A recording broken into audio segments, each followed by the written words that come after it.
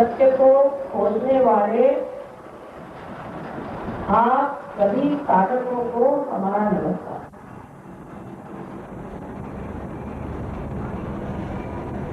ये जान लेना चाहिए हमें कि सत्य अपने जगह है,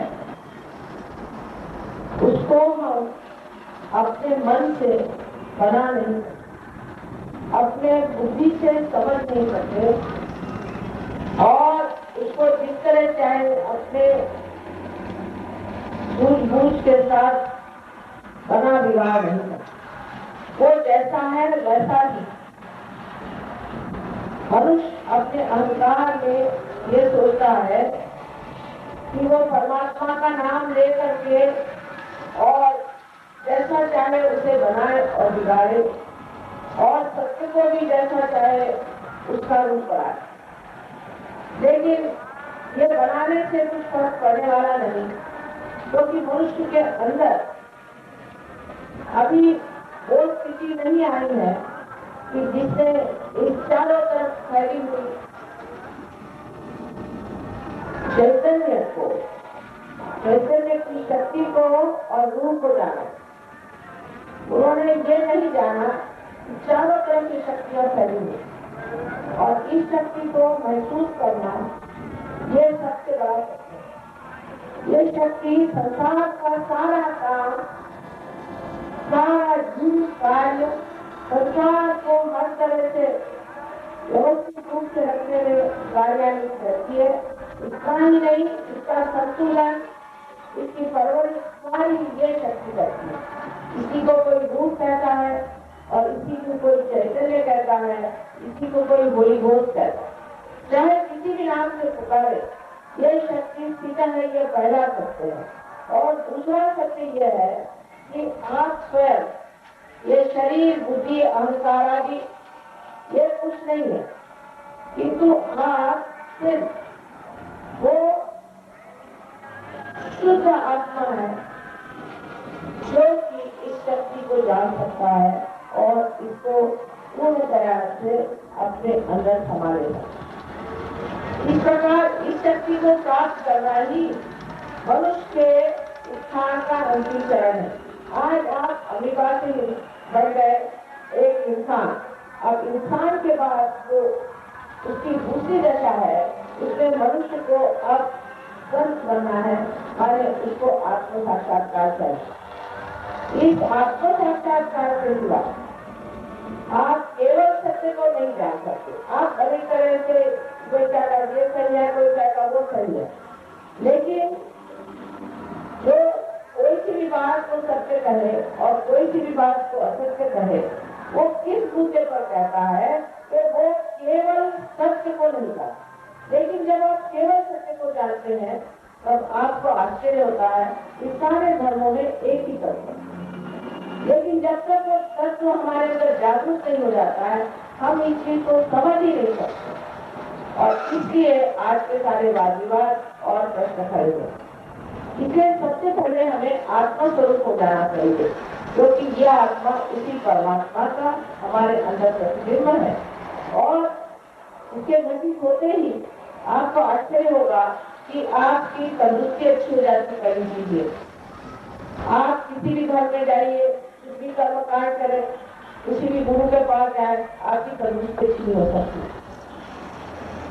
आप कोई से भी विश्वास करके किसी भी चीज में दौड़े, कुछ भी आप पूजा पाठ करें, कहीं भी जाए, मंदिर में जाए, कहीं भी जाए, लेकिन तो भी आप कोई सा भी पाप कर सकते। किसी भी मंदिर में जाए, मंदिर में जाए, गिरजाघर में जाए, गुरुद्वारे में जाए, तो भी आपके अंदर शांति हमेशा की आनी चाहिए। तो इसका मतलब ये कहते गलत तो नहीं है, लेकिन क्या गलती हुई है कि अभी हमारा संबंध परमात्मा से हुआ। जैसे इस साधन का संबंध परमात्मा से नहीं हुआ, उससे पहले परम कितनी भी से बातचीत करें आपको कुछ सुनाई नहीं देगा और उसका कुछ कार्य नहीं हो सकता। इसी प्रकार जब तक मनुष्य का संबंध परमात्मा से नहीं हो जाता है, तब तक उसका ये सब बुलाना, जितना चिल्लाना सब व्यर्थ जैसे कि टेलीफोन का कनेक्शन नहीं है और आप टेलीफोन पर बोले जा रहे हैं, परमात्मा तो आपको सुनेगा। फिर बहुत से लोग हमसे कहते हैं कि हमने तो इतने परमात्मा की भक्ति करी, हमने परमात्मा को आवाहन किया, हमने इतना सब कुछ परमात्मा के नाम पे किया। हाँ, लेकिन हमारे घर में तो सब परेशानी आई है, हमारे समाज में तो सारी परेशानियां हैं, तो परमात्मा है कि नहीं? परमात्मा है, बिल्कुल है, लेकिन इस सत्य को जानने के लिए पहले आपको आत्म साक्षात्कारी होना, जिसे कि कहा जाता है वली हो।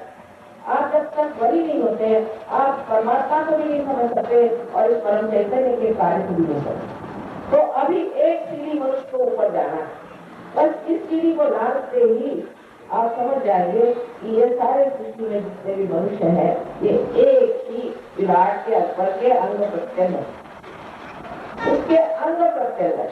ये नहीं है कि हम दिमाग से सोचे, ये असलियत में हो जाता है और आपके अंदर एक नई धारणा कहनी चाहिए या एक नया आयाम, एक डायमेंशन आ जाता है, जिसमें आप अपने नस नस में दूसरे आदमी को जान सकते हैं और अपने को भी जान सकते हैं, जिसे आप सामूहिक चेतना कहें या अंग्रेजी में कलेक्टिव कॉन्शियसनेस है। जब तक यह आपकी स्थिति नहीं आ जाती, आप अपने को भी नहीं जानते और आप दूसरे को भी नहीं जानते। कैसे वक्त आप हमेशा मेरा मेरा कहते, पर ये मैं कौन हूँ, इसे जब तक आपने जाना नहीं, जब तक आपने अपने अंदर की आत्मा से अपना चित्त आलोकित किया नहीं, जब तक उसमें उसका प्रकाश आया नहीं, आप जो भी कार्य करते हैं वो अंधेरे में करते हैं। इसीलिए कबीर ने कहा, कैसे समझाऊं ये जग अंधा।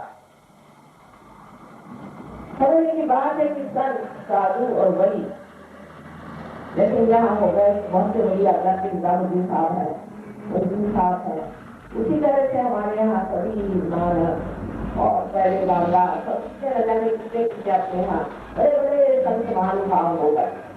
उन लोगों ने यह खराबियां क्यों नहीं, उनको कुछ बताने की जरूरत ही नहीं थी।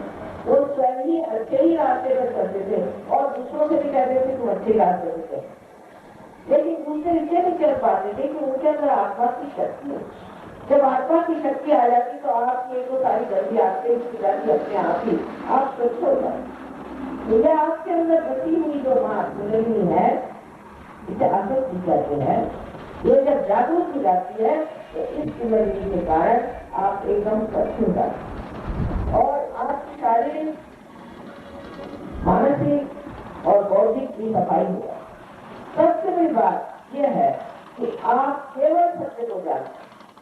सब लोग एक ही बात कहें और इसीलिए झगड़ा किस बात का भी हो जाएगा, किसी भी बात का झगड़ा नहीं रहता। अब हमारे सर्जन क्लास का आश्चर्य होगा, 40 देशों में ये चल रहा है और उसमें से 30 जैसे देश में भी सर्जन चला है और इस तरह प्रेम और इतना आनंद लोगों में आ गया है कि सब लोगों ने ये समझ लिया है कि संसार में सब हम लोग वाकई में एक ही बड़े विराट के अंग हैं।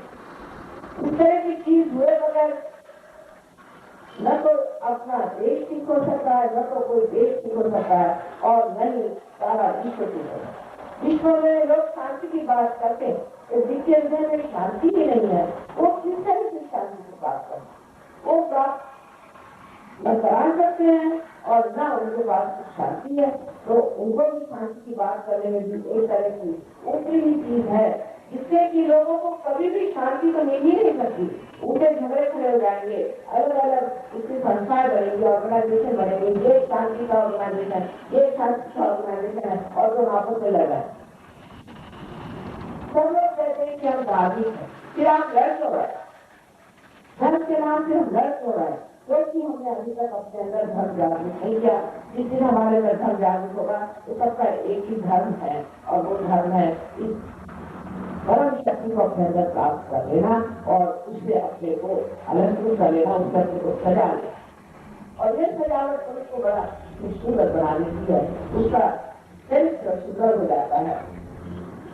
उसमें